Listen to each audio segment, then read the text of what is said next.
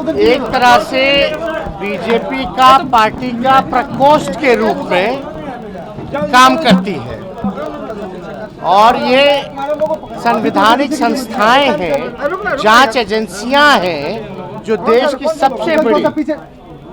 दुर्भाग्यपूर्ण है कि आज जितनी भी जांच एजेंसियां हैं एक बीजेपी का पार्टी का प्रकोष्ठ जैसे होता है वैसे बन के रह गई है। मतलब बीजेपी के हाथ में खिलौना। और हमको दुख इस बात का है कि जितने लोग भी जांच एजेंसी में हैं आज मजबूरन उनसे ऐसा काम कराया जा रहा है क्योंकि दबाव इन अधिकारियों पे इतना ज़्यादा है कि न्यायपूर्वक जांच नहीं हो पाती है। जांच केवल विपक्ष की होती है। हमको जांच से कोई डर नहीं है, लेकिन जो सच्चाई है हम याद दिलाना चाहेंगे उन जांच कि विजय माल्या कहाँ है भैया, कहाँ है नीरव मोदी, कहाँ है मेहुल चौकसी और ललित मोदी जी से तो अब सुष्मिता सेन मिल लेती है।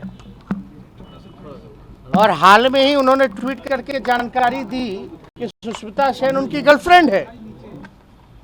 लेकिन जांच एजेंसियों के लिए जो देश के अरबों खरबों पैसा जो डिमोनेटाइजेशन में नोटबंदी में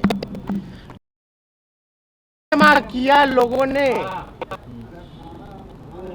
उसको लेकर के जो लोग भागे, लोन लेकर के जो भागे, यानी बैंक जिससे नुकसान में आ गई, घाटे में आ गई, कई बैंकें बंद हो गई।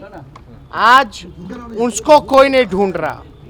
ढूंढा किसको जाता है तो कांग्रेस के लोगों को, आरजेडी के लोगों को, टीएमसी के लोगों को, चाहे ठाकरे जी के लोग हों, चाहे जो भी समाजवादी पार्टी के लोग हों। इन लोगों का देखो भैया दो तरीका है। जो भाजपा की जो सोच है, जो भाजपा की यही सोच है, इस रूप में काम करती है। जो बिकेगा उसको खरीदो, ये पहली सोच। दूसरा सोच कि जो डरेगा उसको डराओ। यही दो सोच से भाजपा काम कर रही है। और अफसोस है, तरस है, आता है हमको उस जांच एजेंसियों पे कि आज एक गुलाम के रूप में लोग काम कर रहे हैं। और मैं दावे के साथ कह सकता हूं कि जो जो जांच अधिकारी इन सारी चीज़ों में लिप्त हैं, जो विपक्षी नेताओं के यहाँ झूठा मुकदमा करके फंसाने का काम करते हैं, उनका प्रमोशन तुरंत हो जाता है। आप रिकॉर्ड चेक कर लीजिए, जो जो आरोप कहीं भी रहा हो उसका प्रमोशन तात्कालीन हुआ है, उसको इनाम मिला है। चिंता इस बात की करनी चाहिए कि जो लोग कहते थे कि नोटबंदी के बाद भ्रष्टाचार मिटेगा, आतंकवादी घटनाएं घटेंगी, आज उनके शासन में भ्रष्टाचार बढ़ा है, देश के संपत्तियों को बेचा जा रहा है और आतंकवादी घटनाएं बिहार जैसी धरती पर जो है लोग पकड़ा रहे, जांच में नाम में शामिल, जांचों में आ रहा है। तो ये कहीं ना कहीं से जो लोग दावा करते थे, आप बताओ 25-25 करोड़ 50-50 करोड़ रुपए नगद बरामद हो रहा है, तो आप कल्पना कीजिए कि इनका झूठा वादा था कि नहीं था डिमोनेटाइजेशन का, नोटबंदी का। ये बीजेपी के लोग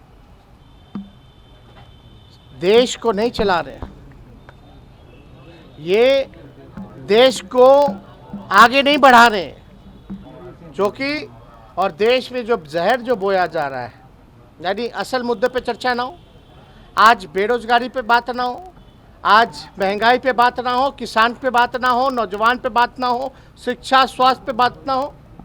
आप जैसे जो पत्रकार हैं, नौजवान हैं, पढ़े लिखे हैं, मेहनत करके यहाँ हैं, कितना कमा लेते हैं? 15,000। कितना खर्च होता है आपका? कितना खर्चा है? कुछ नहीं बचता आप लोगों के पास। जब आप लोग जो मिडिल क्लास फैमिली है या लोअर मिडिल क्लास फैमिली है, उसकी स्थिति ये हालत है महंगाई में, तो जो ज़मीनी स्तर पे जो गरीब गुरबा है, आप कल्पना कीजिए कि उसकी क्या स्थिति होगी, उसका घर कैसे चलता होगा।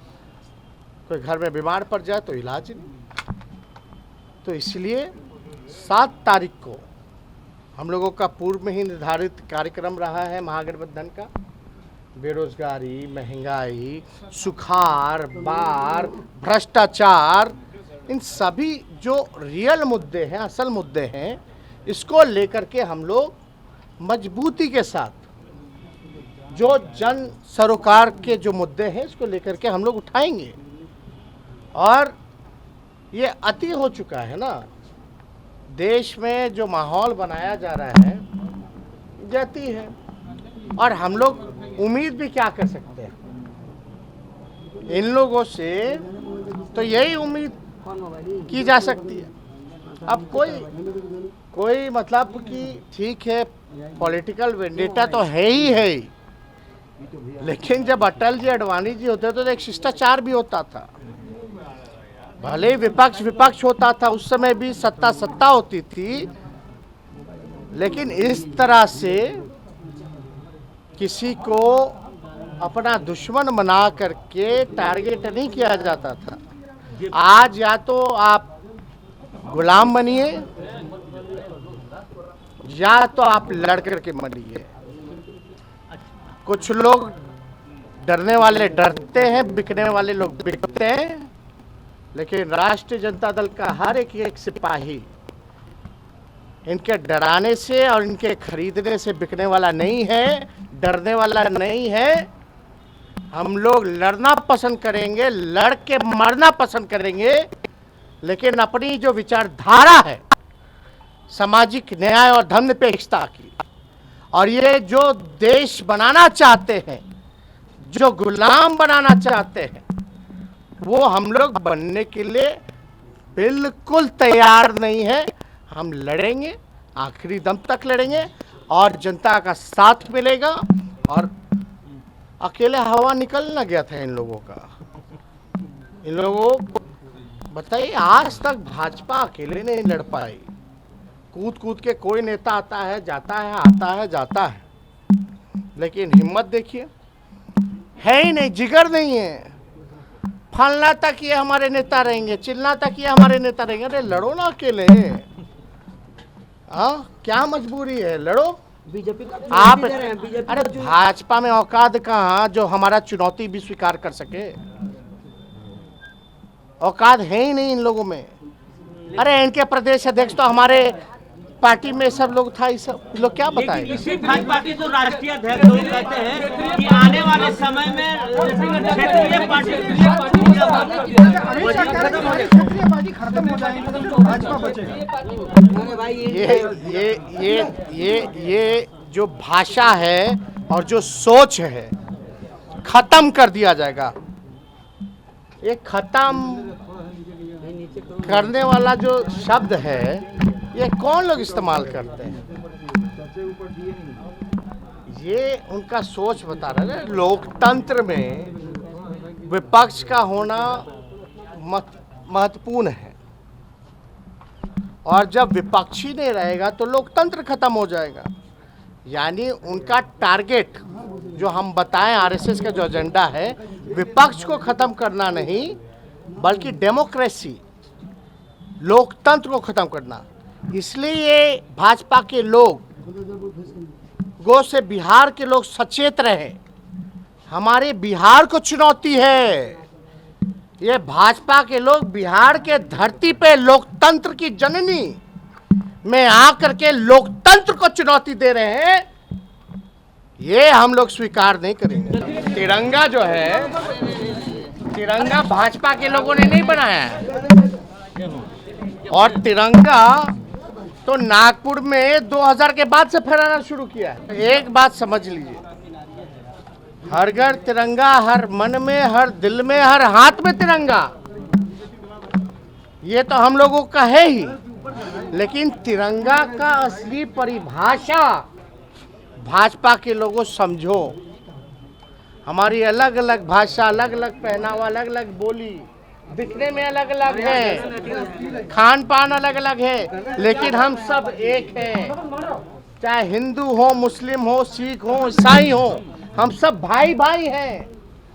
और वी द पीपल, जब भी आप संविधान देखेंगे तो वी द पीपल, तो जब तक कोई जमीन का टुकड़ा नहीं ना, हम सब मिलकर के देश है। अगर हिंदू नहीं रहेगा, मुसलमान नहीं रहेगा, सिख नहीं रहेगा, ईसाई नहीं रहेगा, अलग अलग राज्य नहीं रहेगी, अलग अलग भाषा नहीं रहेगी, तो किस बात का हमारा देश है मूल? तो असली परिभाषा जो है तिरंगा, जो ये फहराने की बात करते हैं, अरे हमारे दिल में, हमारे हाथ में हर वक्त तिरंगा रहता है, लेकिन तुम लोग एक ही रंग से चलते हो। तिरंगा की बात करते हो तो तिरंगा को वास्तविकता में लागू कीजिए।